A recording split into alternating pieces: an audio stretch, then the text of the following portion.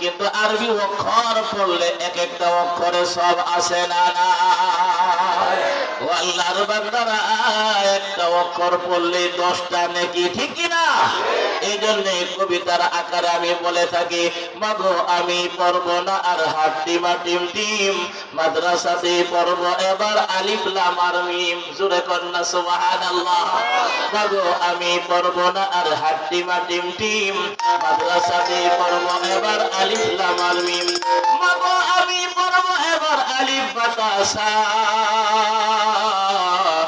School কলেজে এসব হয় না শিখা, ঠিক কিনা? একটি হরফ পড়লে কয়টা নাকি? আরো জোরে।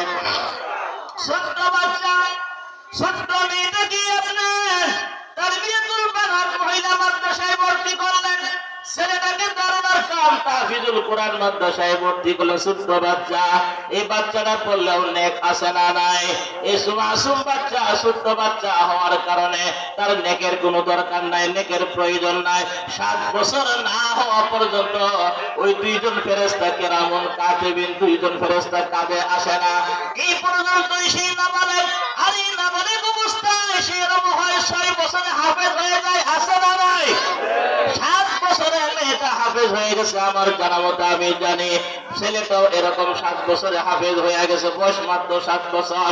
ও আল্লাহর বান্দারা, এই যে আমলগুলি করলো, কোরআনে আয়াতগুলি পড়লো, আলিফ বা তা সা পড়লো, এইগুলি পড়ার কারণে প্রতিটা অক্ষরে 10টা করে নেকি হইল। জোরে কোন সুবহানাল্লাহ।